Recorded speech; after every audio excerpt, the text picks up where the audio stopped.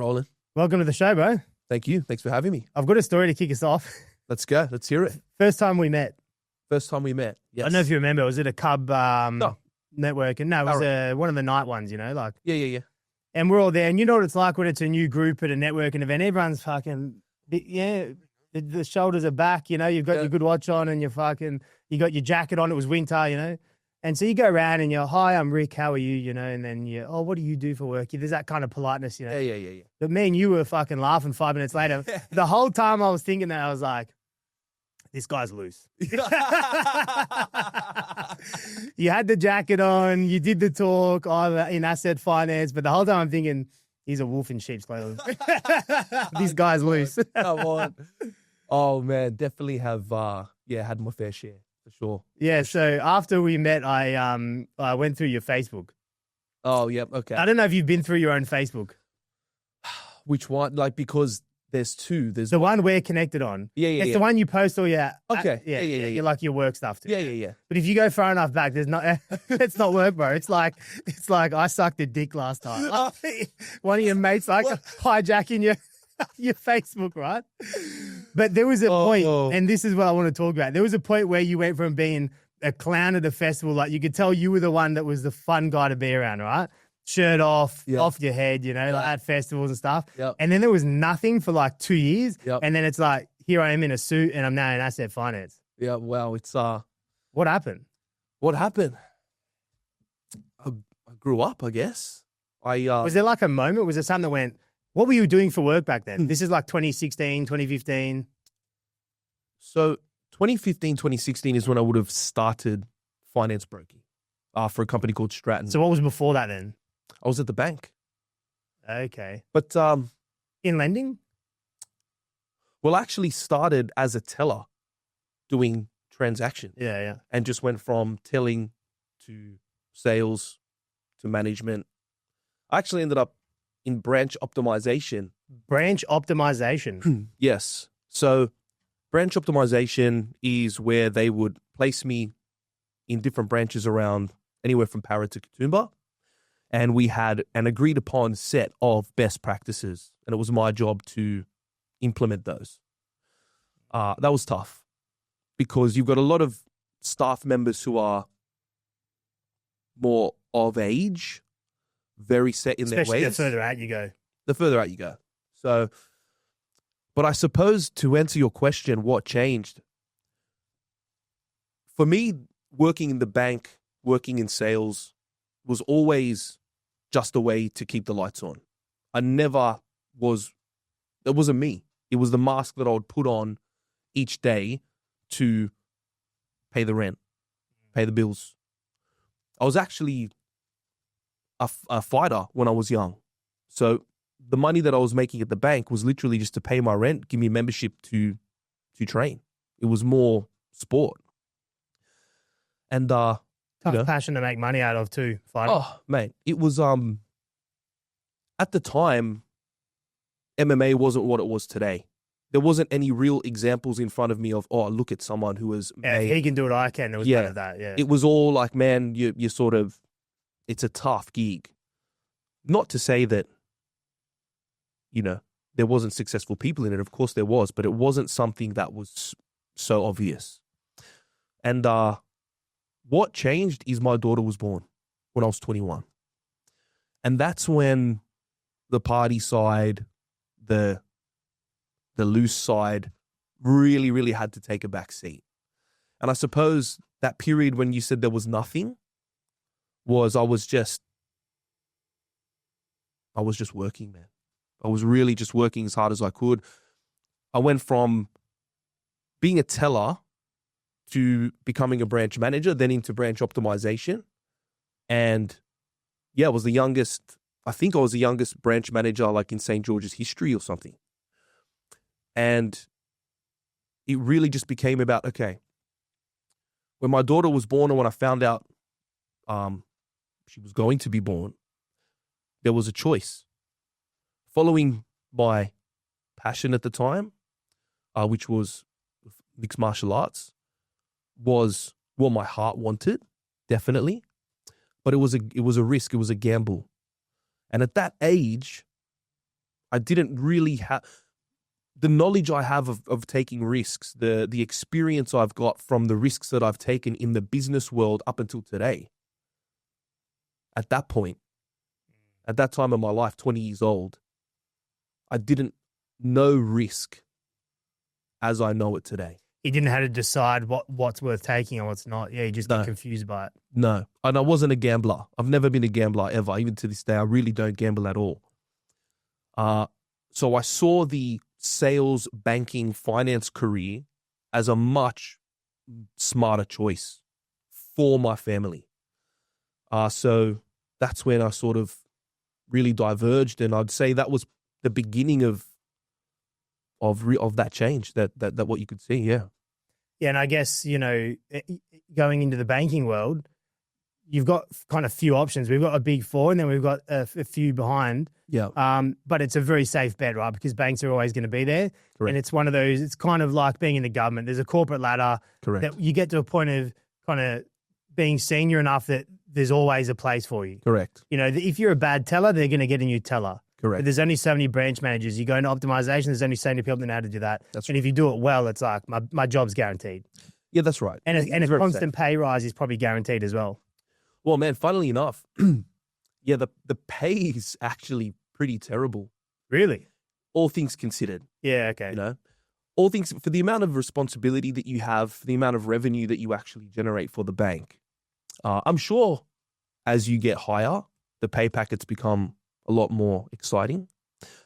But I was acting branch manager at Blacktown, 35 staff, armor guard, ATMs, business banking, queues out the door all day. Literally millions and millions and millions of dollars changing hands. I think I was on 56 grand a year. Yeah. No comms. Not very motivating, yeah. Not very motivating. And there's probably a big gap in the middle, right? Because I know big gap if you get to like upper management, you're making bank. Yeah, big gap. Yeah, how do you get there? Yeah. I met Ben Baysari. He and I were friends in school briefly, and I bumped into him a few years later. A mutual friend of ours was coming over to my house. We were having a party, and he said, "Oh, I'm bringing Ben over. Remember Ben from school?" I said, "Yeah." He goes, "Can he come?" I'm like, "Yeah, of course. Bring him through." Get to talking, and he's like, "Man, you don't make commission?" He's like, "What are you doing, man?" He's like, he was selling novated leasing at the time. He's like, "Man, you're doing all this work. You're responsible for all these things. You're only making 56 grand a year with no commission." And he got me a job in Fleet Plus, where we worked together as selling novated leases, and that's where I sort of got my first taste of real sales commission. And man, never looked back. From leasing to broking, and now here we are. Got a taste and couldn't go back. Well, it's just, sales is one of those beautiful jobs where the more you put in, the more you get out. It's uncapped. So it really, really, you're the X factor. Two people in the same job, one can make 100 grand a year, one can make 300 grand a year. And which is the same in business, right? Correct. 100%. And so talk me through your last job before you decided, you know what, let's just give it a crack. We're going to go on our own. How you met your business partners? Yeah, 100%. So Ironbark was July 2024. From 2018, November 2018 to June 2024, I was actually a subcontractor. So I was already under my own ABN, but subcontracting to another brand, that's very common in broking and, yes, and even real estate and stuff, right? It's a pretty common business model, yeah. Yeah, and that's only because I had my own customer base. I had my own book of clients who know me, use me, they have my number, they come to me directly. There's no marketing involved. It's our relationship based. So when you already have an existing book of customers, all you need is a brand. All you need is the infrastructure for you to plug yourself in. Is that because you need licensing and compliance and stuff, or it can be? To be honest, or just people don't want to run a business, so that's easier to plug in. Well, to be honest, for me, it was more situational. So I was working at a company called Stratton from 2015, I think, to about 2018. And great place to work, really good culture, loved it. But some things changed higher up. They got bought out by car sales and the whole environment changed. Bro, car sales is huge. Mate. I They didn't are realize how massive. big of a business that is. They are crazy. So when I joined Stratton, it was a different beast. When car sales took over, the dynamic changed and it just wasn't for me anymore. It would have gotten very commercial. Yeah. Very commercial. You know, like I don't want to sit here and say bad things about, but it just we weren't a good fit anymore.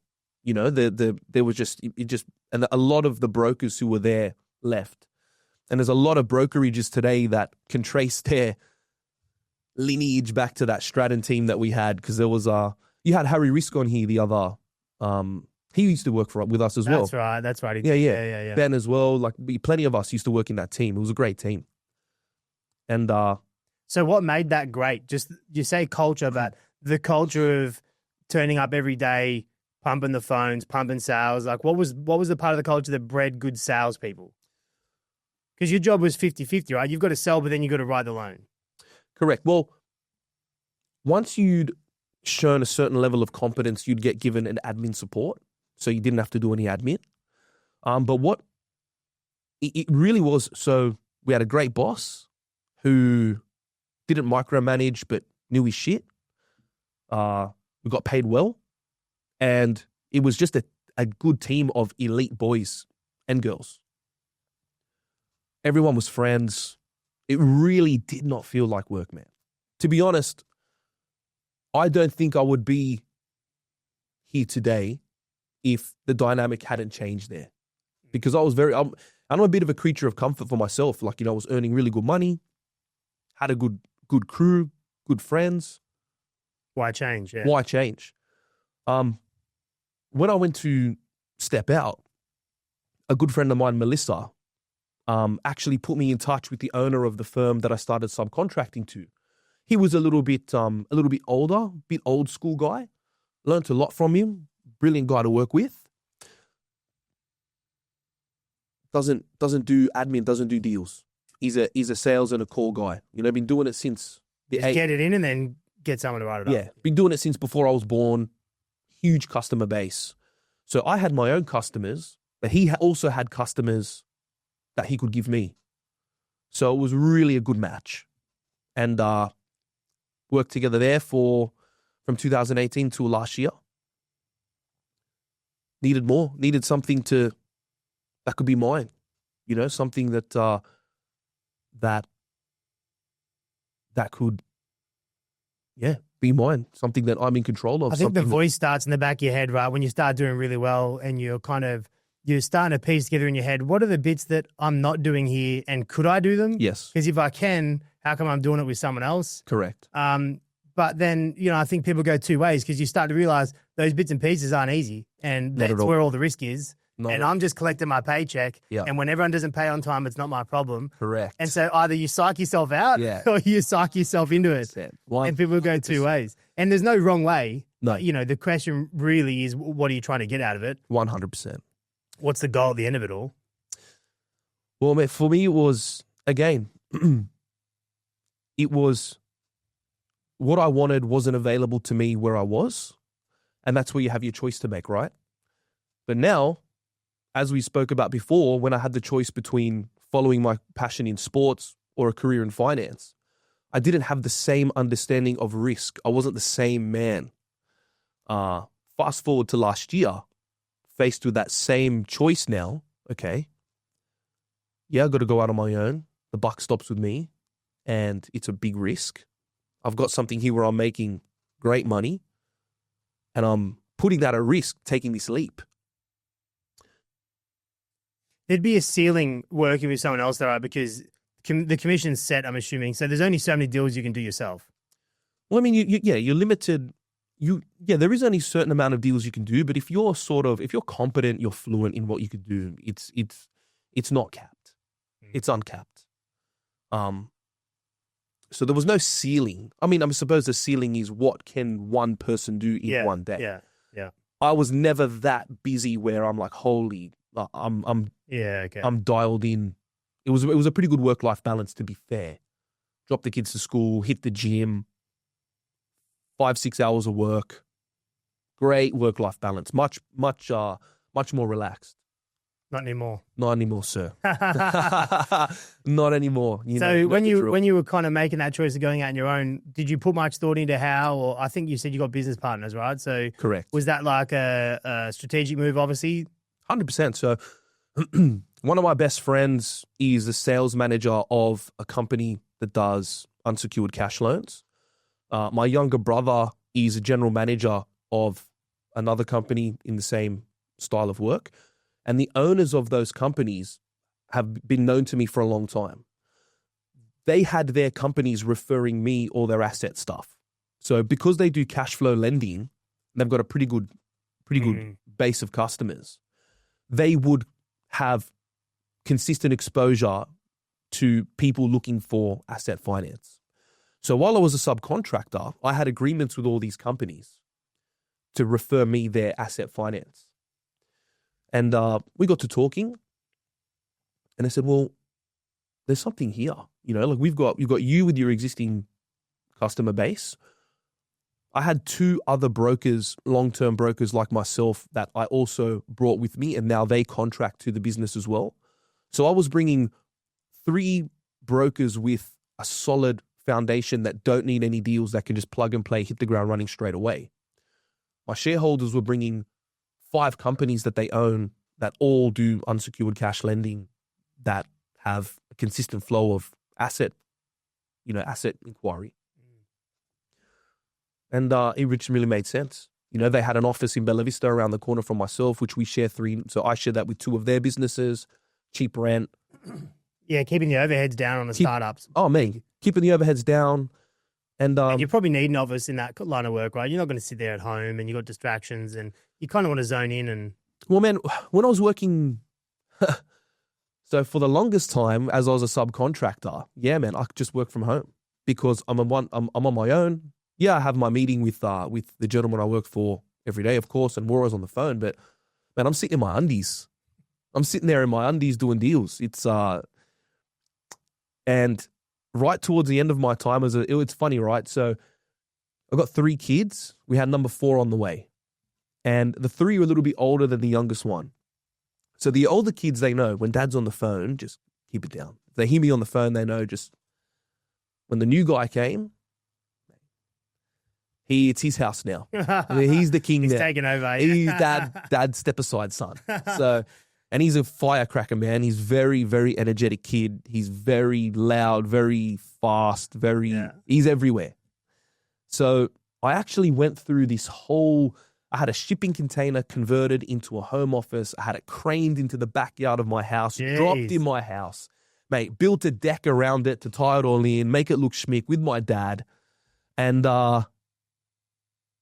then things changed at work, and I started this business, got access to the office, and literally do not use it at all. I was going to say, what does it become? Yeah, the boys' room? So literally it's just, and again, didn't know what was on the horizon. Yeah. It wasn't some plan that I had to start this business. My career has really been a summary of just reactions to the environment changing. So the environment changes, I make a choice. Which is how most people really get into business, right? It's pretty uncommon that you have somebody who goes, well, I was in a job and then over years I wrote a business plan and waited till the timing was right and had some money behind me and waited till the stars aligned. It was like, no, this thing happened and I got left with a choice. Yes. Left or right. Correct. Exactly. That's exactly right. So it's funny enough because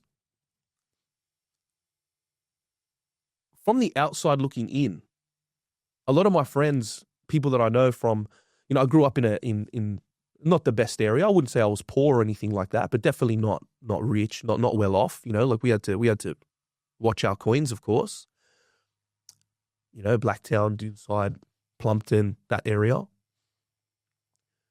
And people from that area and that part in my life, when they tend to come and ask me for advice. And in my head, I'm thinking, bloody hell, like from the outside, it may look, oh man, yeah, you're raising 4 kids, you've got your business, la, la, la, la. How do you do it?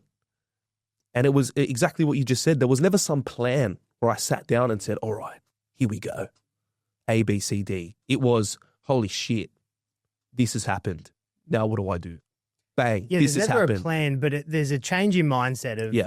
I'm going to decide that when these roadblocks come, Yeah. I'm going to choose the side that's going to be harder, but going to have the bigger upside. Correct. And I'm going to do that a few times at a few roadblocks and keep pushing until, it starts to come my way. And I think, either people just don't at all because it's scary to do that. Scary. Especially when you've got responsibilities, you've got kids, you've got a house full of people to feed. 100%. And, in business is no guarantees. Your biggest customer can just walk tomorrow. It doesn't matter what contract you've got. It doesn't matter who signs it. If someone doesn't want to be with you, they'll walk. Or you piss off one person, they sue you. Yeah. There's so many options of things that can happen. It's bloody scary. And really, I think what happens in people's first few years is they get enough traction that they realize, okay, this will be all right. I've just got to, bad things are going to happen, but I'll pull through. Or enough bad things happen in the first couple of years, they go, too much. See you later. 100%. Yeah. 100%. Too risky. Definitely. And it also comes down to your age. I think that's one of the problems with online at the moment. There's always advice like, go for it, get out there, take the risk, bet on yourself, do this. And it's like, but how old are you? Correct. Because the bets a 50 or 60-year-old can take, they should still take them, but they're very different to the bets a 20-year-old can take. Definitely. A 20-year-old can do anything. Anything they want. Especially with no kids and living at home. Anything they want. They can do anything. There's nothing stopping them. There's no responsibility. And you can do anything wrong as long as you don't end up in jail, I guess, although you could probably even come back from that most times, depending on the industry you work in. Obviously, it only affects financial, security industries, types like that. But, pretty much you can go wrong in any way from 20 to 30 and you're fine. 30 to 40, you can pretty much get it wrong as long as by 40 you've kind of shuffled it around. Yeah. And then by 40 on, you would hope you've got some kind of recipe for reducing the risk, maximizing what you can get out of it, and you've got a bit of a process behind you. But it's the journey that you take so many hits along the way. And I feel the same way. People ask you for advice, and it's almost like you feel like a fraud because it's like, oh, bro, they've only seen the good stuff. They haven't seen the hair-pulling stress. They haven't seen the 8-hour days and the computer all night and the fucking driving home thinking, what am I doing, because you don't put that stuff out there. Not at all. And so when somebody asks you for that, it's kind of like, man, I can tell you the 2%, but you hadn't have the context of everything I went through to get to that. You don't know that you literally need to love pressure. Yeah. You need to eat pressure for breakfast if you want to live this life. Yeah. You're like what you said, waking up, you could have the best month of your life, but guess what? And the next month you're back to zero. And there's no salary. Early on. I think it was maybe Mark Cuban that said it. It was one of the Shark Tank guys anyway. Yep. That is saying that was like when you go into multiple businesses or you've got multiple channels in your business, one of them can be having the best week or the best month or the highest performing, and the other one could be a minute from bankruptcy. Yeah. And if you let those things control your emotions, the people in your business that are winning are going to see the side of you that's miserable because of the other part of the business that's losing, bringing you down, and vice versa. You might not give the care to the side that's losing because you're like, but I'm winning over here. 100%. And it's about finding that emotional stability from the amount of pressure pulling you in every direction and the stress that comes with it, and then also walking home and wiping it off and being the happy dad. Mate, it's I think it's our one superpower that is our most important skill is your ability to control your response. If you think about it, and these aren't my original thoughts. This is Viktor Frankl, Man's Search for Meaning, right? This guy, he was in the Nazi concentration camps, right? And he's writing a book. He's a psychologist. He's observing how other people are responding to this environment that he's in. It's concentration camp. Doesn't get any worse. And this guy is sitting there, he's reading a book. Like he's turned his experience into an experiment. And he's looking at people that are giving up and dying, people that are persevering. What's the difference? What's the difference here? What he drilled it down to, they can take your money, they can take your clothes, they can take your rights, they can take your family. Everything can be stripped away from you. what cannot be taken from you? The only thing that cannot be taken from you is your ability to decide how you respond. And I would say that anyone that ever asks me for advice or anyone that ever sort of wants to pick my brain about anything, I always drill it down to that one thing. Just be good at responding to what happens to you. That's it. I think that's huge in the success of a business when you have staff as well, because what I hear a lot is, and you hear it when you're an employee, and especially in a large business, but in any business where there's a founder or an owner kind of not in the office next to you, but around, and it's always like, oh, fuck, who's going to tell him? Is everyone scared of the response? Yeah. Or can we get away with not telling him? Yeah. What can we hide? Yeah. You know, and it's like, because there's that fear. Yeah. And if you've got a culture where it's like, doesn't matter what goes wrong, we just go and tell him. If it was our fuck up, you know, it was on us. Like, there's a sense of ownership. That's so much healthier, because 100%. And it's just no different in family. It's no different to being a father. It's no different to being a husband. You don't want people to fear your reaction. Your reaction, if everybody knows you as somebody who can see things for what they are, you don't create your own version. It's very hard to not add your own bias to things, right? If you can just see things for how they are and react appropriately and not overreact or underreact, you know, because you can underreact as well. 100%. It's very important, and hugely in business, for customers, for staff, for success, for everything. Everything, right? And it's part of controlling your response is also understanding your perception. Is, you know, a thing is happening, but you're seeing it with your eyes, but you're putting your own definition on what's happening. A thing isn't good or bad. It's your perception of the thing that makes it good or bad. So, and your attitude there, and you know, the first question is always, how can I turn this into not being such a negative thing? 100%. Because you can flip anything. Like, it really doesn't matter what happens. You can it's almost like it's your responsibility to find a way to make it not the end of the world. Yeah. 100%. I think I can literally remember the day that I embodied my response to what was happening. Right? I was, so got 4 kids. One's a step kid. The 2 eldest are with a previous partner. We'd split up. And I was pretty sad, you know, because I don't get to live with my kids every single day. So they're 1 week with me, 1 week with their mum. We've got a great relationship. Everything's fine. But I was really sad that I didn't get to live with my kids 24/7, right? Because my parents got divorced when I was young, and I didn't like it, right? Working at the bank, you know, manager, boom, family, broken up, can't live with my kids anymore, really upset. Then at the bank, one of the staff members I was responsible for did something dodgy, but I got dismissed because it happened under my watch. So they got dismissed, but I also got dismissed because I missed it, right? In that moment, I was a little bit, like I was focused on other things because I had shit going on at home, right? Now, what had happened in between the breakup at home and that and me getting fired, you know, talk about being loose. Me and my mate were like, Ben, we're like, yeah, that's it. We're going to Europe. We're going to Tomorrowland. We're going to Ibiza. We're going here, there, everywhere. Itineraries booked. Went and bought a new car, you know, like hotted up new car, like, you know, trying to do what everyone does, you know, trying to like get back at life, you know, like had no money to my name, took out a credit card to pay for the holiday, took out a personal loan to buy the car. After the holiday was booked and I had the credit card, after I took out the personal loan to buy the car, I got fired from my job at St. George because of someone else's mistake, right? Okay. Need to clear my head. Jump into the new car, you know? Go to see a female that I was seeing at the time. Pull up to her house, and there was this little brick wall, and it's just completely, I missed it, and it's just dug out the whole side of the brand new car that I bought. No. And this is all like just falling to Another one. And I remember getting out of the car, looking at it, and everything had crumbled around me. Everything that I was working towards, everything that I was, you know. One of the biggest things I didn't want my children to go through was experiencing like their parents splitting up. I'd failed. Now my kids are going to experience it.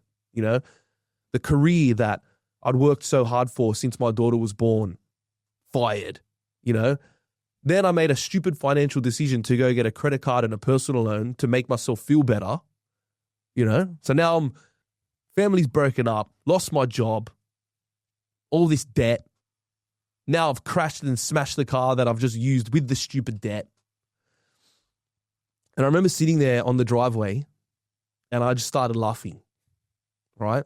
I was laughing. And the people I was with at the time, they're like, man, what are you laughing at? And I still remember to this day, I was like, well, fuck. It can't get any worse than this, can it? You know, like what else is there to do but laugh? And that was literally the day. I don't know why it happened. I can't explain what it was.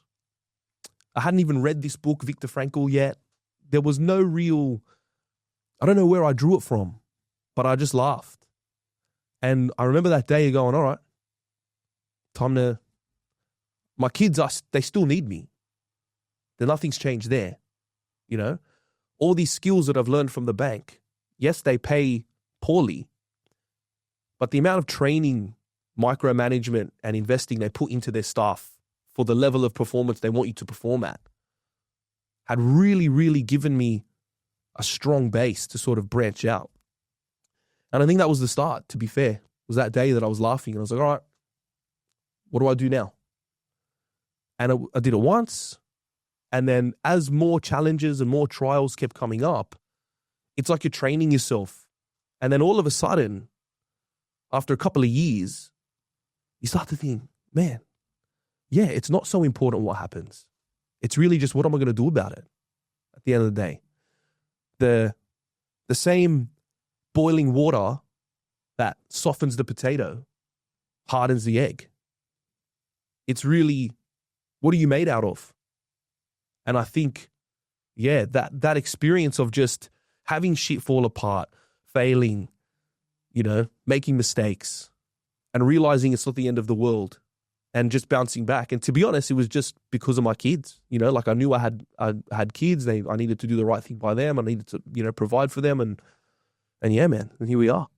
Yeah, it's tough because, you know, not everybody has something to draw back to say, yeah, you know what, my kids need me to figure out a way out of this. Some people don't have that. And so it's really self-motivating. 100%. But what you've described to me is something, I didn't have a very clear moment like that, but it's a conscious decision I made when I actually realized, I kind of had that moment because I realized what other people do, which was the people I struggled to get along with were victims, right? Like people that always find a way to make it someone else's fault that's happened to them. And I remember early in my business having a kind of thought process of like, well, what's the opposite of that? Yeah. So I can't stand those people. What's the opposite? Yeah. And what I decided was the opposite is when something happens that's bad, let's say, how do I find a way to make it my fault? Yes. Because if I can actually find a way to make it my fault, then I know what to do different next time. Yeah. 100%. You know, so a staff member crashes a car, let's say, right? I run a patrol business, so people crash cars all the time. Actually, let's use a worse scenario. They get ram-raided by people, right? So it's other people crashing into you. And so you can't even blame the staff members. Like, how is it their fault? Wait a minute, what? Like, so people... Oh, yeah, bro. You rock up, someone's breaking in and there's one gate and you're in the middle of it and they want to get they're just trying to go through. See you later. Yeah, okay. And so it's like, that's no one's fault but this criminal, yeah? Yeah. But every time it happened, it was costing me money. Yeah. So it's like, how can I make this my fault? Yeah. Well, we can put SOPs in of don't park in the one driveway if it's a single entry. Yeah, okay. You know, you can train your staff better. And I think that's the change because that's where success comes from is finding ways to control the outcome. Yes. And so if you're always blaming the outcome on someone else, you're nowhere, man. You're not in control. No, you're not. Not in your own head. Physically, you are in control because you've decided yourself to just write this off and go, I don't have to do anything from here if I say it's their fault because I can't control them. Yeah. But when you turn that around and say, this is actually my fault, no matter whose fault it was, if you look at it at a basic level, if you can find a way to make your fault, now you have full control. 100%. I couldn't agree more. Could not agree more. And in business, that happens to you every single day. Every day. Because you get a customer that says, this went wrong or you didn't do this properly, or you get a customer that says, this went really well, can I get more? And what if you can't? There's all these different directions you're being pulled in. But you're right. It comes back to a basic understanding of decision-making, in the face of adversity or challenges and like I said before, it's tough, I think, when people don't have something to draw back on. Yep. For me, my daughter's only 18 months old. Yep. But for me, I got a real sense of guilt when she was born of like, really? Yeah, it was like, I'd want to be at home, but if I was, then I'd be like, I could be doing so much more that would benefit us in the future. Yes. My business has got all this stuff going on. I'm not there because I'm home. And so I think that's tough as a parent in general. I actually think it's probably tougher as a mum than it is a dad. Like as dads, we take on this responsibility of like, I've got to put a roof on everyone's head. But if you're a working mum, it's like you're putting a roof on people's head, but you're the mum. Like everyone knows the mum is the mum. The mum's the mum. I said the other day to my wife, I was at home alone with my daughter and I'm taking phone calls and doing everything. And my daughter's not having fun. Not like if mum was home. Nah. And I said to myself in that moment, I was like, I'm a great dad. Yeah. Cause like I'll take her to experiences my wife wouldn't, we would get out and do stuff, but I'm a terrible mum. Because like I don't control her diet. My wife knows how much water she drinks to the millimeter, Yeah. Like I'm a great dad, man. That'd be a shit mum. Oh man. And they're very like that whole nurturing side, right? Yeah, like, we don't have it. We don't have it, man. Yeah. Because with me, I feel like with my kids, like I like to see them struggle with things, not things that's detrimental to their health or injure them or anything like that, but watching them struggle. You're not going to see me. I'm not going to carry you, know? I'm going to be here watching over you to make sure that you're safe. But your trials, they're your own. Yeah. They belong to you. They've been put there for you for a reason. Because you learn much more in defeat than you do in victory. My son, he's going to high school next year, 11 years old. He played his first season of basketball last season, and he's an athlete, right? So from 3 years old till 11, he's doing martial arts. So he is a black belt. 11 years old, he's a black belt. He's gone to state. He's medals hanging everywhere in his room. But he's a gentle kid. He's not a violent kid, but he's been trained, right? He trained. I could tell right when he was going for his black belt, I could tell the passion was gone. He'd reached that age now where, it's not so much what dad does that's the cool thing. It's more what's my friends doing now that's the cool thing, right? Yeah. And it happens. It's your peers. So he was playing a lot of basketball at school with his mates. And I could tell towards the end of his martial arts when he was going for his black belt, I could tell the passion was gone. I wasn't upset about that. I knew this would happen. He fell into it when he was really young. He knew I used to be a fighter, so he loved it. It was like our thing, right? He transitioned to basketball. And because he's pretty athletic from all his training, he's learning fast. But he got put in the lowest division last season. And after about halfway through the season, he just started carving up, 19 points, 15 points, MVP this. And they actually won the whole championship. And he was a really critical part of how they won. He was definitely the top point scorer by a long way. Defensively, he was amazing. But now he's moved up a division this season. And he's a whole new room. And he's not MJ anymore, man. He's not the legend anymore. And you can see he's a bit like he's upset about that. He's like, man, I was the man last season, I was it. I was him. I was that guy. And now I'm coming off the bench. And it's those challenges that I just love to see those things. I love seeing my kids go through those things because I'm like, man, you're going to be playing. At the end of the day, yes, you're not the man anymore, but you're playing much higher level basketball. And it's such an important lesson though, right? Because it happens in life to you constantly. Constantly. We've both done it. We bought the cars, yeah? What happens when you go buy the M3 or the C63 and then you go join a car cruise, but you rock up and there's someone in a Lambo? Yeah. There's always a bigger fish. Yeah. But your mates are all in Hyundais and you got the M3, you're like, yeah, buddy. Yeah, boys. And that happens in business. It happens everywhere. It happens in networking. Yeah. But that is the challenge. Are you satisfied being the top person in that room? Yeah. Or do you want to push to the next room? Well, that's what I love about Cub, right? Is started getting to the point, like what you're saying, with a lot of my friends from my life who are not work friends. you really start to have different conversations because they're just not going through the same experiences as you, right? Yeah. And sometimes you don't want to talk about your experiences and your life. You feel awkward talking about your yeah. success to your older friends? Sometimes, yeah. I don't really go into much detail, to be honest. It's weird to talk about because you're meant to share everything with your friends, but then there's this inner like, I don't want to feel like I'm showing off. Correct. But these are my fucking problems. But your problems are a show off. Correct. Well put. And on top of that, the problems that you're dealing with, your mates are going to have. If your mates aren't living that same type of life as you, they're not starting businesses. Their advice is probably not going to be that relevant. Yeah. Because they have no idea. So coming into something like carbon, noticing that, oh man, I'm a very small fish, you know? Yeah, it's a new room, yeah. It's a new room, it's a new circle. However, I'm now rubbing shoulders with people on my journey and who are even further down the path of the same journey that I'm on. Here's where I come to talk about the issues that my social circle might not be exposed to.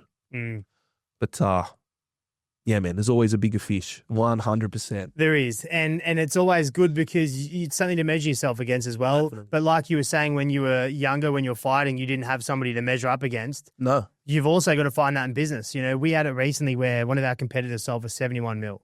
Tweet. And in our niche of those cameras, no one sells for that. Wow. But I saw that and I was like, holy fuck, wow. I'm going to double down. Yeah. I didn't even think someone would pay that much for this business. But now because somebody has, everyone's ringing us trying to buy us now. Because Really? everyone else has realized, well, these things are that valuable. And we're not doing it. We need to buy someone out so we can start doing it. You know, and it's like, people see that as like competitors, but I like people that are doing the same thing as you, competitors, they're out there also pushing the importance of your industry and your service and, Correct. you know, so, you know, like in broking at the moment, I kind of see that as like you watch Wolf of Wall Street, right? Yeah. And you get the room of the young guys that are all fucking, you know, and that part of that industry is gone, right? There's no big, it's definitely not in Australia. I'm sure there's still some in America, but not in Australia. There's no room of bros pumping the phone, selling stocks, you know, like it's definitely changed. Yeah, it's 100%. gone. But I feel like broking has taken that over because if you wind back to maybe even your days in the banks, brokers were like that. Oh, you used a broker? Like, why didn't you just go to the bank? Yeah, why didn't you just buy it from the car yard? Why didn't you use their guy? Correct. This whole idea of having somebody that knows about your entire life and business inside and out that's in between, it's kind of like, why would you use that? Yeah. And so I think while your industry is booming, that's the mindset or the personality type of those bros in that room is gravitated towards that industry. And I'm seeing it a lot. 100%, man. And it's, again, culture. Culture is super important. You know, it's good to be like the bros and all killers and going for the sale. But at the end of the day, one thing that I tell my guys to remember is that you are still providing a service. You're still serving someone, right? They're the customer. They're the important one. Don't think of yourself as so much of a hot shot that you become cocky and arrogant. You know, you're still dealing with people. It's still a service. Yeah, don't start treating them like they should be lucky to use you. No, correct. Now, you know, you do want to have a little bit of that. You do want the customer to believe that they're fortunate to be dealing with you, of course. But yeah, never arrogant, never rude, never, oh, you need me, I don't need you type thing. And I think one of the keys to being successful in that type of role is being able to get along with people and actually just be a good bloke to deal with, right? Oh, it's huge. You're not trying to take advantage of people. Yeah. The type of, you know, like you and I, right? There'd be very few people you could put us in the room with and we wouldn't have a conversation. Exactly. Or that wouldn't come away liking us, right? Because we know how to adapt to people. And my wife hates it. Yeah, so does mine, yeah. My wife's like, here we go again. A friend the other day, and I was like, oh, I think that guy really liked me. We've got along well. She said, oh, everyone likes you. Of course, babe. How could anyone not like you, babe? Yeah. But with that comes the fact that you're constantly talking to people and networking and, you know. 100%. But the people that don't have that, you don't see many of them do very well in business. Or in a sales role or a customer role. Oh, no. Or back end, they're probably incredible operational people Correct. or finance people. There's strengths in both. Yep. But if you're a customer-facing person, Yep. being likable is like number one. That's number one. Some of the best brokers I know are not the best some of the most high-performing brokers I know with great results. You can see that it comes from the fact that they've got a gigantic social circle of people they know. Yeah. They just know shitloads of people. And shitloads of people trust them. They have a good reputation. And the more people you know, the more deals you do, right? There seems to be a bit of a split in your industry. Tell me what you think. So because a lot of people do start in that kind of sole trader, subcontracting type, plug into someone else's business. Yep. You have a network of people that are referral partners, right? Yep. But you can only grow a business, or maybe not in your industry, but in most businesses, you can only grow a business so big on referral partners, right? Like Correct, yep. You'll get them from people that are selling something but need someone to finance it, so you'll create a relationship, right? Yep. But to be online or to have your own presence, to have leads come to you directly for your business name, not because somebody told them, if you want to buy this, we recommend using this broker. Like people know you and your brand. That has to be pretty difficult to build in your industry because there's so many people out there. Oh, man. You know, it's And that'd be the ceiling for your business, right? Is like, how do we go to being a household brand that people actually just come to us over other people, not because someone told them to? Money, man. Money, literally. So, paid advertising, you know? Yeah, hope you're catching somebody in the middle of a decision, I guess. Yeah. Well, so we do advertising through Meta. We do advertising through Google. Google's got to be pretty competitive and expensive. Ooh, mate. There's brokerages that are spending $150K a month on Google, you know? So, and that leads me back to, obviously I've built a business within the last year and it generates revenue, right? Oh, great. Turned over more than $1 million last year. Oh, cracker, Now what? Mate, there's not $1 million in my account. I can tell you that much. Yeah. Because a lot of the money just goes right back in to investing in and paying Google to put your name forward. We're a marketing team. We got salaries, super, and there's so many expenses that come along with that.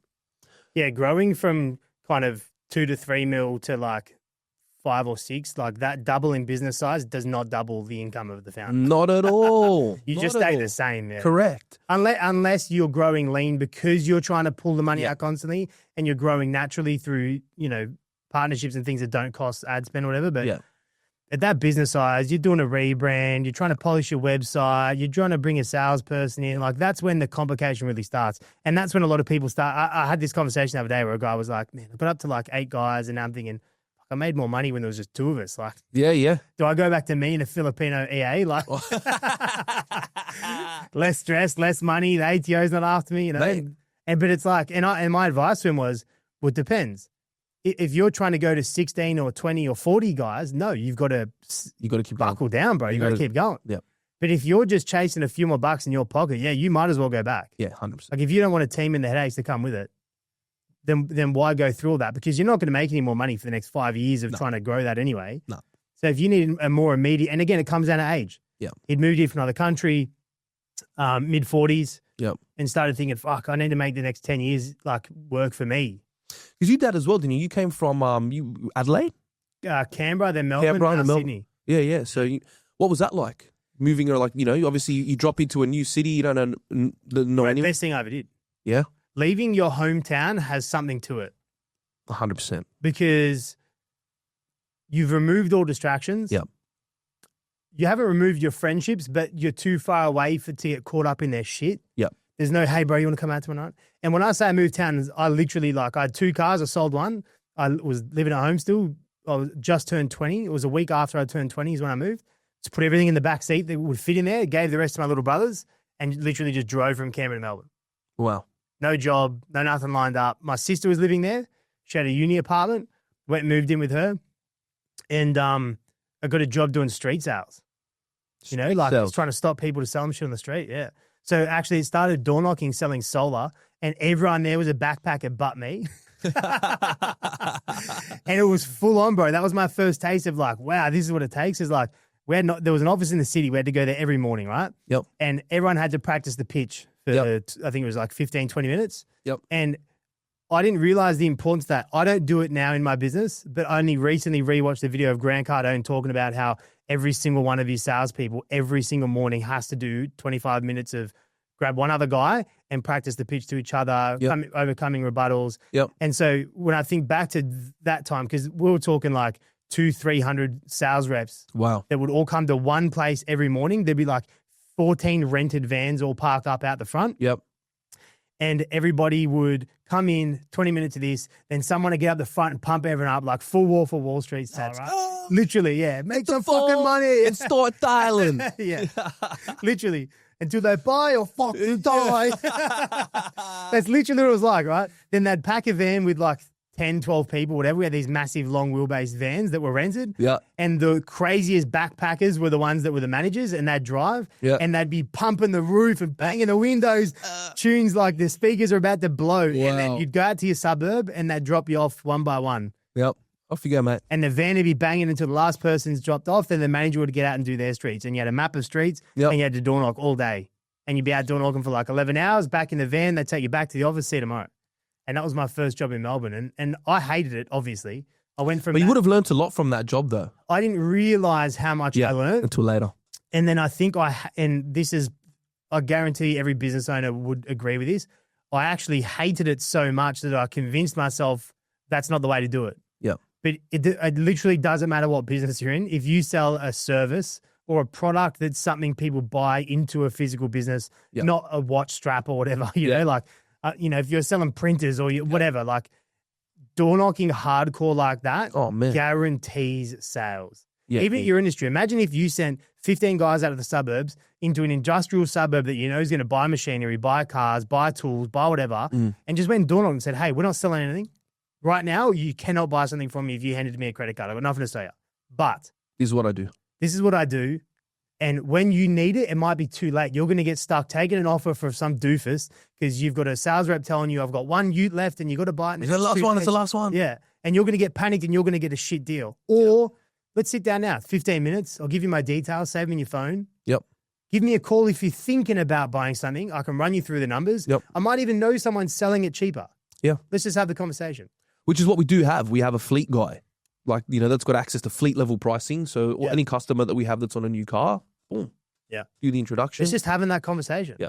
But doing it is hard. It pays you nothing right now. It's expensive to get out there. Yeah. It's awkward because 50% of people go, don't fucking ever come here again. Don't call my phone. You would have copped some good abuse doing your thing. I remember my last day door knocking. I was so relieved that this time in my life was over, yeah. I obviously don't know who he is, but the last door I knocked, I was like, I still had a few hours to go, but I was like, nah, this is the last door. And then I'm walking to Macca's. This is it. I door knock this guy, and this happens a lot door knocking. The guy goes, listen, mate, I don't care what you're selling, but I just cracked a beer. You want one? And I go inside and have a couple of beers with him, you know? Oh, that is cool. And door knocking, that happens a lot. People just at home, bored with no one to talk to, and they're like, listen, I don't want what you're selling, but come inside, you know? But then there's the opposite. So I'll never forget, we were door knocking one day, and I was with a girl. And for girls, it's hard because guys, you need to take a leak, you just go in the bush. Yeah. But for girls, they can't do that, right? Oh, so yeah, true. When you're door knocking and you're in hardcore sales like that on the street, and if you're not driving to your area, if you're being dropped off, which a lot of the bigger companies are doing, you're kind of stuck to your own devices. So if you can't walk to a Macca's, right? So anyway, I'll never forget it. We go to this house and they didn't want what we're offering. That's fine. They weren't rude about it. And you're kind of waiting for somebody who seems nice. So the girls can say, hey, do you mind if I use your bathroom? Okay, yeah. And the guy goes, yeah, no worries. And goes in the bathroom. While the poor girl I was working with is in the bathroom, his wife starts going off. You're letting some random girl in our bathroom. No. What if she's got something? What if she's dirty? Now you've got to, I'm not cleaning it, you're cleaning it. And I can hear it, the girl can hear it, and I'm just like, this is all good, bro. But that's the problem is you catch one of those people early in your day and your whole motivation's gone. Yeah, wow. And that's the hard part is, most people's conversion's only a couple percent, which means you got to get told no 98 times before you get a couple yeses. But you might get 196 no's before you get 4 yeses in a row. Yeah. You don't know. And that's the hard part about selling in any business is just trying to Remotivate yourself. Well, I mean, the 100th call has to be as good as the first call, right? People buy energy. And part of what I tell my boys is, okay, you come into the office, you're there for 8 hours a day, right? But two people could be in the same office and have two completely different outcomes if they're bringing different levels of energy to the day. You know, if you're someone that can have the same professional tone, the same enthusiasm, the same zeal on the 100th call of the day, regardless of how many rejections you've had throughout the day, you will succeed. And that is what I think is the hardest part about sales. It's not super technical what you're learning. You know, you're not performing brain surgery. You're not launching rockets, right? But it's the demand on your energy is high. The demand on your focus is high.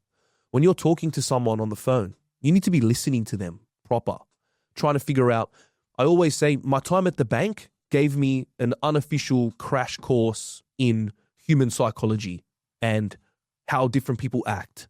You know, like you've got every different type of person you can imagine used to come into. It's not like the banks today where you don't see many people in there. Like when I was in the bank, there's no money in them now. Yeah, when I was in the bank, it was like, bro, we got people in there all day, and you'd have like psychopath people, schizophrenic people. You'd have like refugees from Africa that like were child soldiers when they were kids. You've got like super successful businessmen. You got your everyday mums and dads, you know, and you just really, really get to experience every different type of person. And if you're in sales, especially, even though it might be your 100th call for the day, your 100,000th call for the year, to that person, it's their first one, you know? That's a good point. It's their first one. Even though you've done it 1,000 times, you've done it countless times. And they're judging you like it's your first one. 100%. So you need to be dialed in. That's the hard part of sales, is bringing that energy, that enthusiasm all day, every day, you know, regardless of what's happening outside. I think as well, it's hard to maintain empathy because when you're hearing the same problems, and they're real problems that you're empathetic towards on a basic level, but when you've heard it the 1,000th time, you know, fuck, another one with you saying, yeah. I haven't heard that before. Yeah.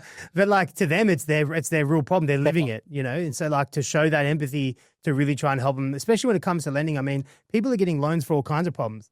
Mate. Sometimes it's for unreal problems, like, bro, I'm buying my first Lambo. But other times it's like, my car broke down. I can't afford a new one. I've got to get my kids to school. I'm going to get fired from my job. Yeah. The bank told me no. Yep. Can you help me? Yep. And it's like, fuck, if I can't help them, no one's going to help them. And we literally get it can be a really rewarding job. So we had a chap that had secured himself a contract for transport, had no existing history, really sort of had a clear credit. Like he wasn't a bad head, but he just had a very new ABN, you know, no trading. But this contract, it was going to change his life. And we did a cash flow projection and really went in and did this whole cash flow projection business plan based off the contract that he had landed, because one of the conditions of him winning the contract was he had to bring his own truck to the table. And we moved heaven and earth to get that deal done.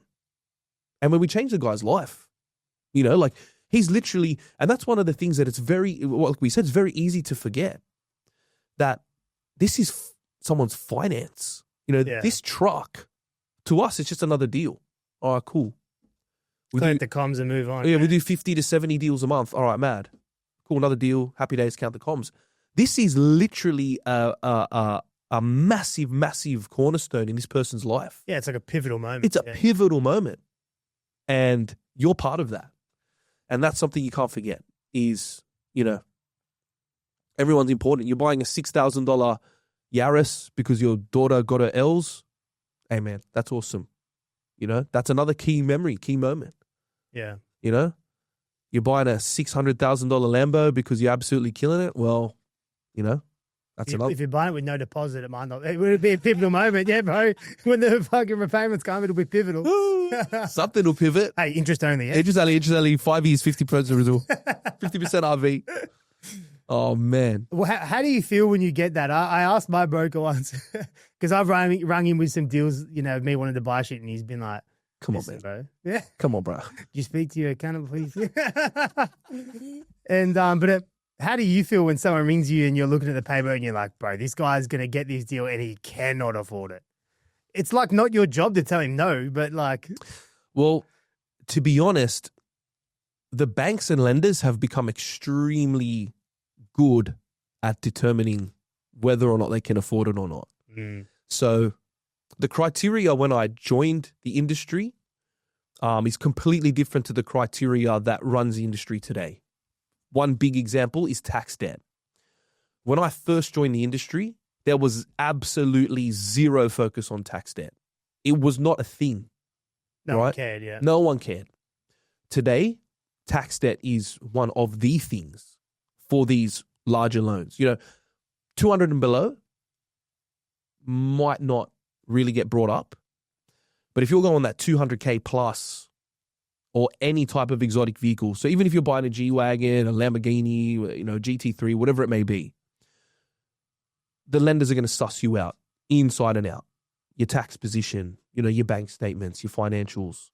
I was talking to someone about this the other day.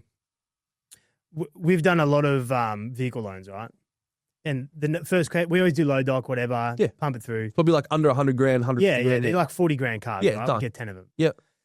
But the first question always is, do you have property? Yeah. And I don't have property in a trading company, so I don't think they really care that much as long as you have something they can tie, guaranteed or whatever. But there's, is there something to be said for like, let's go buy a warehouse that we're working out of, so when we do need a new car or your loan or whatever, they'll just give it to us because there's something to tie it to. Yeah. So the reason why property is such a key focus for the lenders is it comes back to your fallback position, right? Your fallback position is what happens if you can't pay this debt? If we give you a car loan, what happens if you can't make the repayments? Okay. Someone that has a property under their name has an asset with what should be at least 20% equity. And they've almost got that safety net where if everything turns belly up, they can sell the property, clear their debts, walk away. And that is literally it. Fallback position. You've shown also, if you've got a mortgage under your name, you've probably got a 5K or more monthly repayment that you're responsible for each month. If your credit file is still in a good state when you apply, then you've shown the ability to save money for the deposit. You're showing the ability to make the loan repayments on the mortgage, and you've got a good fallback position. So for the risk profile, yeah. So yeah, man, it will make it a lot easier for you to borrow money just by having a property. That's also a trap, right? Because if people are securing their house against it's not security. So no. So it's only a profile thing. Okay. The lender doesn't actually put any caveats or second mortgages or there are products out there. Of course, there are products out there that do take the house as security, but your bread and butter car loans, no, they won't take a security on the property. So what they're really looking at is, this person's not just about to click and go bankrupt because they've got stuff in their name. So that's enough security for us. You've got assets to sell if shit hits the fan, basically. Do you do any debt or financing? Yeah. It's a bit of a trap, right? It's scary. It's hard. Because like you were saying before, so early on we won a massive contract, right? Yep. And there's no way we were going to be able to afford the payroll gap. It was like 60 days. Yeah. Okay. Yeah. And we got debt or financing to bridge the gap. But the key factor that kind of made it harder for us than we thought it would be was in the early days, it's all right. You get your 80%, whatever, you're getting it straight away. They get a few invoices paid, the ball starts rolling. But as you're growing, if your margins start shrinking, that 20% now is too big of a gap. Yep. And you actually start going backwards. And you only ever get ahead if one of those big contracts ends. You get your money back in the final invoices. Yep. But while it's rolling, you're behind. If your profit margin's 10%, let's say, you're still going backwards 10% of cash flow. Yeah, shit. Why is the gap so long between doing the work and getting paid? It seems it's such a load of shit, especially in construction and stuff, because they're all getting advance payments and stuff. Yeah, that's what's causing. Man, I deal with it every day. People are like, man, I just haven't been paid. Yeah, so I think look, at the end of the day, there's a lot of moving parts, right? Yeah. In invoices coming in versus going out. So if everybody's on a 30-day account, let's say, they're waiting to get paid from someone else. it's got to waiting come to in, pay it's you. got to go. Yeah. So some people try and go, we're 60 days, we're 90 days. We just want a customer Arnott's, the Arnott's, yeah. factory, right? And it's like their processing plan or whatever. I haven't actually been there yet. But they're like, hey, 90 days. Like, send us an invoice, then don't even ask about it for 90 days. It's 3 months. It's a whole quarter. Yeah, that's like, bro, you got the money. You're Arnott's, man. Yeah. But 90 days? yeah, but it's maybe they're not getting paid that soon. They're giving all of their product to, and I won't speak about them specifically, but I was talking to somebody the other day that sells into Woolies. Okay. And these guys that are putting products in Woolies, I don't know if you know how bad it is, but they get told, No. we need this much product. Let's say it's $1 million of product. Yep. And Woolies, you have to give them 70% margin. So they make 70% on. Woolies makes 70. Yeah. Damn. Son. So if they're selling your chewing gum for $7, Yep. they're getting it for $1. Let's say. I'm not good at maths, but let's call it that, Hey. right? But then they'll say, we're not paying you for the stock for 90 days. So you've got to front the cost of the stock for 90 days. And you're only making a smaller margin than what you do in your retail because they need a 70% margin, right? So Nice. let's say Nice. they're selling it for $10, you're selling it to them for $3, they're selling it for 10, right? But at any point in that 90 days, they can decide to discount it up to 50% off without your permission. And then you only get paid the discounted amount. So your $3 becomes $1.50 if they make it $5 instead of 10. And you still don't get it for 90 days because in that 90 days is when they'll calculate all the discounts they've done. And it's Wow. to protect them from holding stock they can't move. So if you're on the shelves, I saw Prime on sale 50% off the other day, and I was like, yeah. Like Paul ain't making money here. Because that's what happens. It was stuck on the shelf. Gatorade wasn't on sale because it's getting pumped. Yeah. But they go, hey, these Primes, the Prime bottles are peak shelving. It's eye level shelf. Eye It's level. like top dollar, bro. So they're like, bang, 50% off. Let's get this stuff moved and we'll get the new stuff in. Wow. But that means you're not getting paid for 90 days. How are you going to afford that if you're a dude who's invented a product that you want to get in JB Hi-Fi? It's all retails like this, by the way. Yeah, I just don't understand how it's allowed to be like that. So what's happening is people are going and getting finance to bridge the gaps. Yep. Then all their stuff gets discounted down. And they're not Bro, it's making. no wonder everyone's gone out of business. Because where does the pay gap come from? Fuck, I've got that tax money in that account.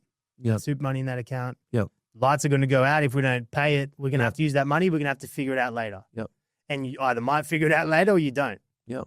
You know, if you speak to any lawyer, accountant, financial advisors, anybody at the moment, they're like, bro, everyone is dropping like flies. But I've got a friend of mine who works in liquidations. They love it at the moment. Killing it. Forensic accountants killing it as well, yeah. And it's because we've got this weird period of cash is so hard to get a hold of, no one wants to get rid of it. Yep. So you're waiting for it to come in, but then if you give it out, you know, if you give it out too early and then yours doesn't come in, like everyone's just holding on to it. And so in building construction, it's like that. It always has been. Even the big companies, you know, like you still get the runaround. Oh, I forgot to approve it. Sorry, you know, it's like, no, you didn't. Oh, we forgot to approve it. And our next pay run's not for another 30 days. Bro, I know you can go into that account and send that money. Like, just pay the fucking money, mate. Yeah, please. yeah. So That's talk insane. me through lending. So Lending. some businesses buy stuff outright, but Yep. it's really a calculation of if you're buying a truck for your business or something, Yep. right? It's easy to say, give me the longest term, lowest deposit. Yep. But that can get you in hot water as well, because if that asset depreciates or gets flogged out on the job, Yep. it's not going to last 7 years, bro, with a 20, 30% balloon. You're going to be left with a headache at the end. 100%. Is there much strategy that goes into that with bigger businesses that are lending through you, or? Yeah, it's, you know, there's a lot of variance, right? You know, make and model has an impact on depreciation. Some brands depreciate much faster than others. Some hold their value much, you know, trucks tend to hold their value more than mum and dad cars, you know. People doing the structure that they do. And that's one of the key things is, you know, we spoke about it before. Someone comes and says, oh man, I want a G-Wagon. Okay, cool.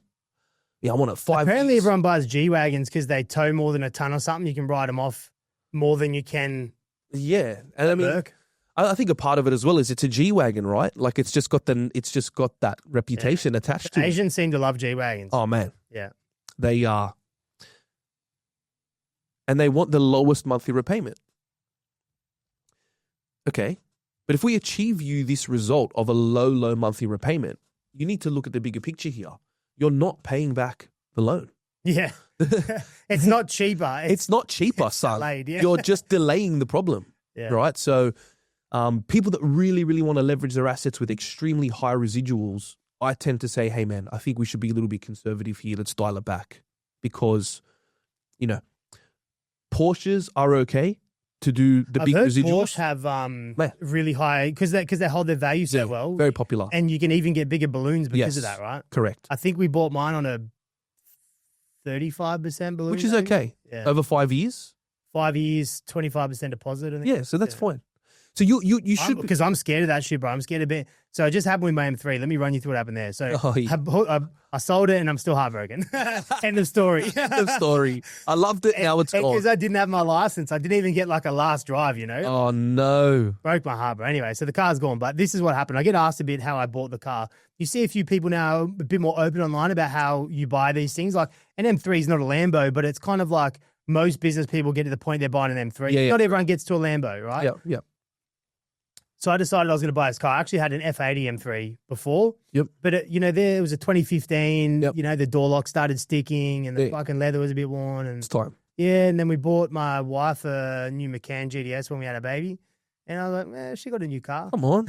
My turn. My turn now. So I decided GT M3, right? And so we went and found one. I don't remember the exact price. I think it was like 178, 180, something like that. Yep. I did a 20% deposit. So I remember the deposit was 31 grand. Yep. 20% deposit, let's call it. I'm not good at maths. Yep. And a 5-year loan term. So repayments were like $2,200 a month. Yep. Insurance was, I think, $500 a month. Yep. So, bro, you're talking about $800 a week to run the car, yeah? And it's not like it's a mad car, but $800 a week a lot. after tax, yeah, it's a lot of fucking money, bro. So and it's not a necessity. Job. Yeah, not at all. Yeah, no. Not at all. And you can't even drive to your meetings in it because you don't want your customers to think you're too cash. Bro, I did so many Ks in that car, but I put roof racks on it and put my mountain bike on it, bro, because it was the only car I had. Oh, shit. Like I had the McCann, but I didn't, it was the Mrs. car. Anyway, yeah. So yeah, it was about 20% deposit, let's say, 30% balloon, and the repayments were like $2,100 a month, $2,200 a month. I bought the car in December 22. Yep. No, December 23. Okay. And I just sold it. So the car was almost 2 years old. It was like 21 months old or something, right? Yep. And but it was in mint condition. But when you buy a car like that, you got to do PPF. Yep. 10 grand. Yep. Right? Oh, it's a bit quiet for factory exhaust, 6 grand. Yeah. Oh, it's a bit high. $1,500 to lower it. Oh, these are unavoidable, 100% necessary expenses. You can't drive the car without it. You can't, man. It's not allowed. Bro, it's finally got an M3 and it's all blacked out. It'd be a shame if it didn't have gold wheels. I put gold wheels on it, bro. Mate, again, unavoidable, necessity, business expense. I ended up spending like $210 on the car all up. Holy shit. Yeah. I have it less than 2 years. I just sold it. Oh. And I basically got out of it for the loan amount. I think I sold it for like 147 or something. The loan amount was like 140. So I maybe had 7 grand left over. And you were able to do that because of that upfront deposit that you did. Yeah, if you had not put that deposit in the early days, you would have been upside down. 100%. Yeah.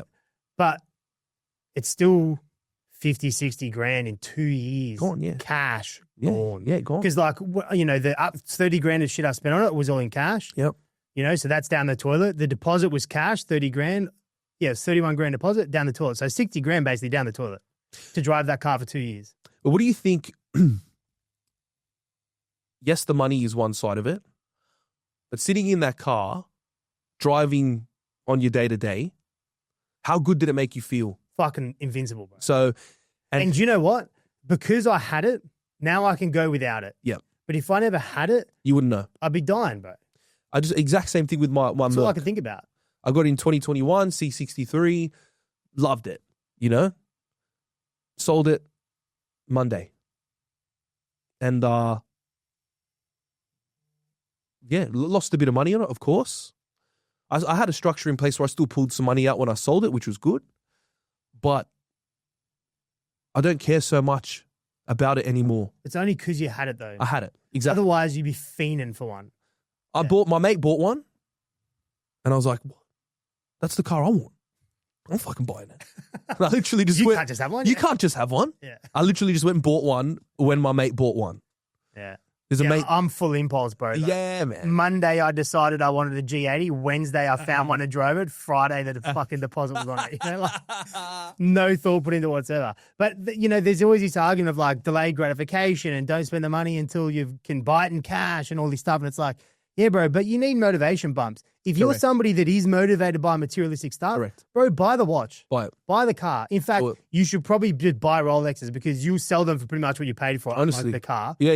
At least that's one positive. But you have to give yourself a taste along the way. Don't act like we're all just machines that can sit there and work 5 years straight, fucking eating 2-minute noodles and driving a Camry. Like, you can't, bro. If you're somebody that's inclined to enjoy that stuff, you want the Louis bum bag, Get it, man. just don't kill yourself for it. Don't let it be a knockout blow. Don't buy something Don't that gamble your whole you- paycheck on it. Yeah. But like, pick up a couple of those things on the way. Yeah. Because otherwise it starts to sink in. It's like, well, what am I doing it for? Time is fleeting. Yeah. You know? And if you want that stuff when you're young, like, I love being able to say I bought it at G80 at 29. Yeah. Some people are buying them at 21. I sold it to a bunch of 19, 20-year-olds. Yeah. It's crazy. Mad, bro. You know, but I wanted to feel that as well. Yep. I didn't want to wait till I'm 40. Yep. But now I'm driving a Raptor, still a mad car, but it's Yep. not the fucking M3. And I'm fine with that. Well, for me, when I had the Merc, right, I bought it. It's a two-door. I drove it for about a week, not even. Yeah, you didn't drive yours much, eh? And I was like, man, I need a daily. Like, I can't be parking this at Woolies. I can't have my kids getting in and out with the school bag. And then we had another kid, so I had 4 kids. So I've got a 4-seater car in a family of 6, right? So I got a Prado Kakadu. Mad. Man, I'm driving over the medium strip. Just driving a lounge. I'm just driving anywhere. Everyone get out of my way. Yeah, You know, yeah. chuck all the kids in. The whole squad fits in there. We got room in the back. Yeah. And I just fell in love with not having to care so much. Yeah. And I realized, like, I'm not even enjoying this thing as much as I should be because I'm so worried about it getting scratched. I'm so worried about, you know, it getting crashed. It was a great car, beautiful machine, but then my life changed and I didn't really drive See, it I much. parked all that. I decided the day I bought it, I'm going to drive this fucking car, bro. In less than 2 years, I did 30,000 Ks. Wow. I lost my license 10 months ago. So, like, you know, like I didn't even, maybe 18 months of actually driving it because I obviously drove a bit, you know. A little bit, here and there. Got done, bro. I'm gonna get done again. 3 weeks, yeah. In Katoomba. Shit. It's, Katoomba's a mission as well. That's, yeah. all right. And the worst part is, because I'm paying a lawyer to go to court with me, I'm going to pay for him to drive to Katoomba as well. Oh, man. You learn your lessons, you know. But there's something to be said for, like, don't buy stuff you can't afford, obviously.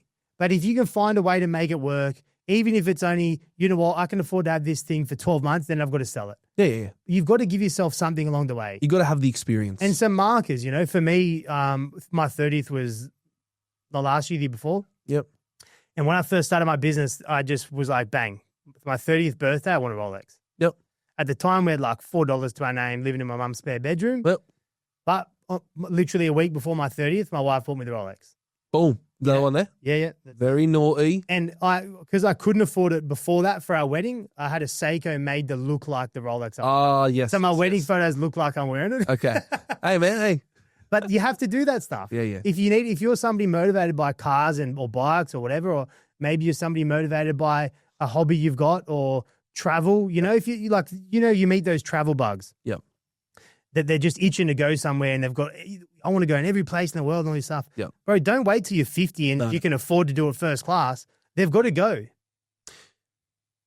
This is called the Risk Takers Show, right?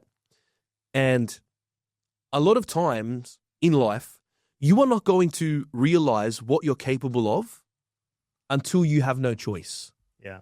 So I had my daughter when I was 21 years old, right? And people sort of, oh man, you got 4 kids. Wow, that must be so tough. How do you do it? We're going to have kids, but we need to have X, Y, Z. We need to do this first. We need to do that first. Nah. This needs to be ready. This needs to be ready. And the reality of it is you actually don't know what you're capable of until you're there. So people say, how do you do it? Well, I don't fucking have a choice, do I? You know, like, it's not like I can just stop feeding my kids. You know, like, once they're there, they're there. When you're in the situation, you're in the situation. And I feel like one of the things that paralyzes people, and stops them from taking risk is how in their mind, they start to sort of try to predict the future. If I do this will happen. That could happen. That could happen. This. Procrastination on the negative options that and come out of it. It's always much, much worse in your mind than it is in reality. In reality, when you do the thing that you've been hesitating to do, it's always not as bad as you thought it was going to be. Yeah. Right? So... But you only learn that from actually doing the things. Yeah, yeah. So for me, it's cold calling, right? I hate cold calling, bro. If I give myself 5 minutes to talk myself out of it, I will talk myself out of it. Yeah. So when I know I've got to get some calls in, Just get it. I just hit dial and then I'm like, fuck, it's already ringing. Here we go. You know, if I hit hang up now, he's going to know I called him. Yeah. And I don't even know who I'm calling, but it's just a cold call. Yeah. And then they pick up. Fuck, they've picked up. I've got to say something. I've got to say something now. Hey, it's Rick. You got a minute? Yeah. And then they're like, oh, yeah, bro, what's up? Oh, fuck, this wasn't that bad. yeah. It's never as bad as you think it's going to be. Yeah. Never, never, never. And when your brain plays those tricks on you, it's because you know this is the hard thing and the hard thing has the good rewards in it. Well, one of the things I think is super important is one of the biggest things I learned in my sales career was how to differentiate between your subconscious and your conscious mind. You know, like your subconscious is like your brain's autopilot, you know? Your subconscious is an amalgamation of all your experiences in life. What your parents said to you, Rick, he's a special kid. Numbers isn't his strong point. Not saying, as an example. You call me dumb? Yeah, cool. As an example, you know? Example only people. And they say, Rick's not the best with numbers. He's an English guy. He's really good at English, but he's not good at math, right? Then you start to believe that. Oh, yeah, no, I'm not good at math. And you start to say those things. Your subconscious is a your brain's automatic goal achieving machine, right? Whether the goal is positive or negative. And the subconscious basically operates in the background, telling you who you are based on your life's experiences so far. Your conscious thought is when you're thinking in your head, I've got to be at the shops today, 12:30. I've got to pick up the kids, blah, blah, blah, blah. Once you learn the distinction between the subconscious and the conscious, and you can spend majority of your day time in conscious thought, you can start to rewire your subconscious. And then all of a sudden, your subconscious starts to go, hang on. No, we do take risks. No, hang on. We don't choose the easy option. We don't choose the easy option. Hang on. We can get good at maths if we want.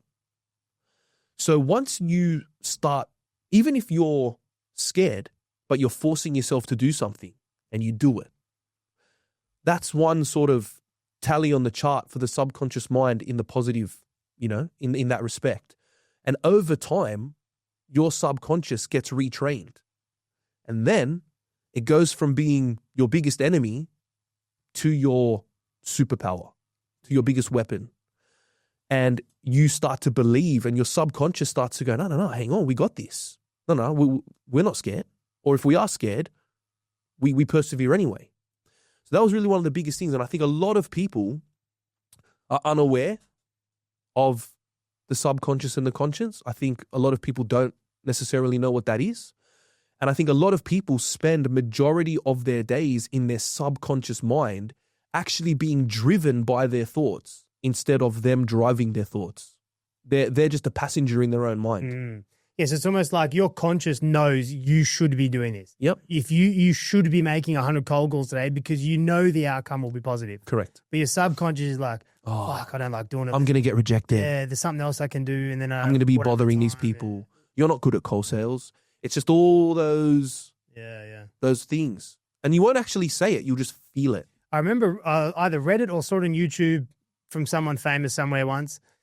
And they were saying when you're told something so many times, let's say you were told as a kid 2,000 times you're bad at maths. Yeah. To rewire it like you're describing, they were saying you need to tell yourself the opposite, but double the amount. Man. It'll take 4,000 times for you or your partner or someone you trust that's telling you the truth to say to you, no, man, actually you are really good at that. Yeah. And you see that's a confidence thing, right? You see it in women a lot. Yep. Women who are self-conscious or don't think they're beautiful or whatever. And, it's because guys lied to them about it 1,000 times, or they were with a bad partner who told them they're an idiot 1,000 times. Yep. And then a good guy comes along and goes, no, actually, like you are beautiful. And they don't believe it. They don't believe it. They don't believe But it. you tell them long enough and they will. Yeah, yeah. It's self-fulfilling prophecy. Like if you say it, it'll become a thing, right? If you keep saying something about yourself, that's what's going to be. Yeah. And it's the same with goal setting, right? Like you'll never get the thing if you're not manifesting it. No way. And manifesting it sounds a bit woo-woo, like, but at the end of the day, if you don't set the goal of, hey, I'm going to live in a mansion in Jewel, Yep. it's my goal. Yep. Then you might end up in a mansion somewhere else, but it could be random. You don't there's no, but then also you miss the satisfaction of one day when you're sitting in that house, you're going to be like, yeah, 10 years ago, I decided I was going to be here and I'm here. I did that for myself.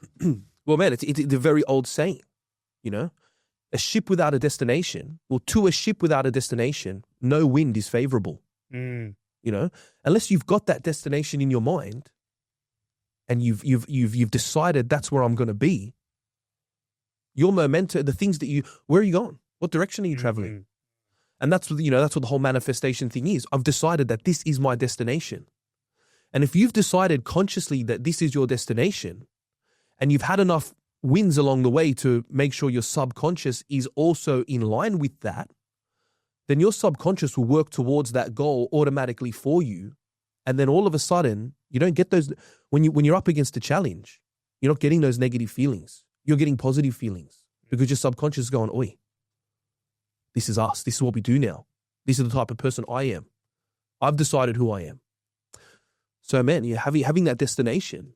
I think also knowing when to realign your goals. Because for me, when I was starting out, all I cared was Rolex by 30. R35 GTR was like when I had a job back in Melbourne, I used to drive on the road at night doing patrols. And the Nissan dealership had a 35 in the window. I used to make sure I was there at dinner time and I'd have my dinner looking at it going, one day, bro, yeah. So you buy the car and then I wouldn't. And so then I had a kind of moment of realization probably 12 months ago. I was like, hang on a minute. All my goals are fucking selfish, bro. Yeah. I just want mad shit. All I think about all day is the stuff I want. I need to start rethinking the goals for my family, my wife, and our lives together. And, like my wife wants to travel, but I don't. I don't really care about travel that much. Yeah. So we don't travel that much because it's not on my mind. So I was like, bro, your wife wants 4 holidays a year. If you don't start thinking about that too, you're not going to give it to her. Yeah.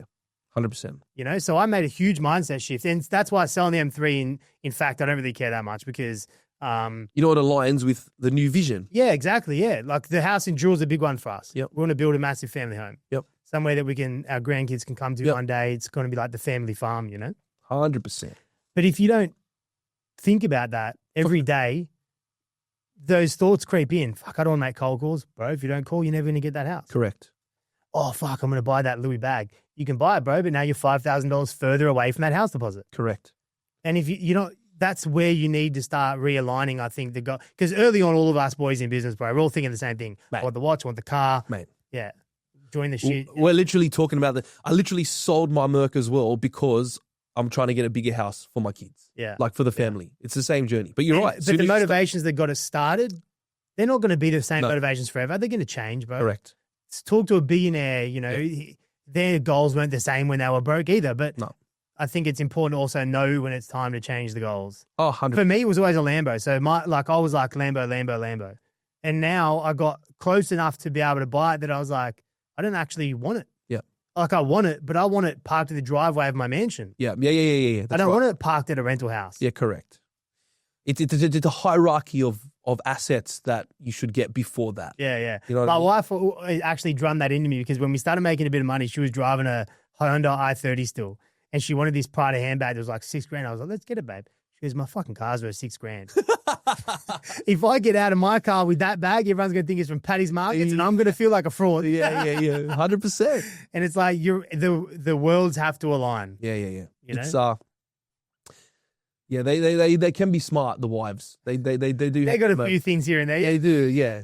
I think it's moments. Yeah. Yeah. My wife keeps me on a pretty, like I would say, her being part of my life has also been part of my success. She's very doesn't drink, doesn't party, very family orientated, educated, and she's always like, pull your head in, mate. Yeah. Without her, I think I'd be a lot more off the rails than what I am. Bro, the first kind of mentor I had was a previous boss of mine. Yep. I started my own business in Sydney. He was in Melbourne doing the exact same thing. And he goes, come down to Melbourne. I'll give you a whole day with me. Ask anything you want. I'll give you all the answers, all the secrets. Oh, what a legend. Legend, bro. Yeah, what a legend. You know, the first thing he asked me was, what's your relationship with your missus like? Yeah, wow. Because it's such an important thing, bro. First thing he asked, is she on board with this? Yep. Are you guys strong? Because it's going to test you. Yep. And if you go through a breakup with a startup business, you'll fall apart. Yeah, wow. That was literally and that was all he cared about for the first hour was like, let's talk about your relationship. Well, man, it's like proximity is power, right? Who you hang around is who you become. That's what you were saying before about when you left your hometown. When I was in, I actually got expelled from school, right? So I got kicked out of school in year 11 and hang around the bad boys, you know, Granville, bloody, you know, all the areas. Sucked into it. Oh, man. And, you know, I wanted to be a tough guy and hanging around those people, you know, getting into trouble. And not that I was a ringleader or I was, you know, there was people that were much worse than me, but I was with those guys. So I was definitely getting into trouble, getting into those bad situations. And how do you end up in a stolen car? You have a mate who steals cars. Correct. You know, you might not be the one doing it. Correct. But you never would have been there if you didn't have a mate who does it. 100%. And I was looking around and, you know, I had a family that loved me, so I wasn't from a bad family or anything like that. But if I had not changed the people that I was hanging around, who knows where you would have ended up, you know? And you look back today and some of them have you know, some are dead. Some are in jail. Some are okay. Some came through okay. But and the only difference is that you made a decision to go, I see where this is going. Had to do my thing for my kids, you know, had to make sure that I was going to be there.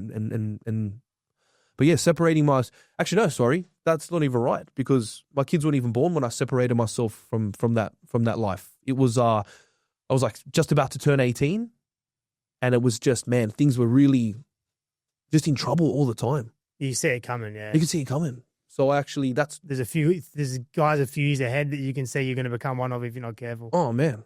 And that's actually what brought me into fighting. So, Sense of community as well. Well, man, I was smoking, I was doing drugs, I was partying, I was not healthy. I was not looking after myself at all. And it was all just going really bad. And I was like, I need something here that's going to clean me up, straighten me out. I remember I watched a movie in the cinemas called Never Back Down. It was about MMA. And I was like, I didn't even know that was a sport. I mean, I literally watched it on a Sunday, found a gym and signed up on Monday and just made that my whole life and just literally quit smoking, drinking, quit everything and just really poured myself into the sport.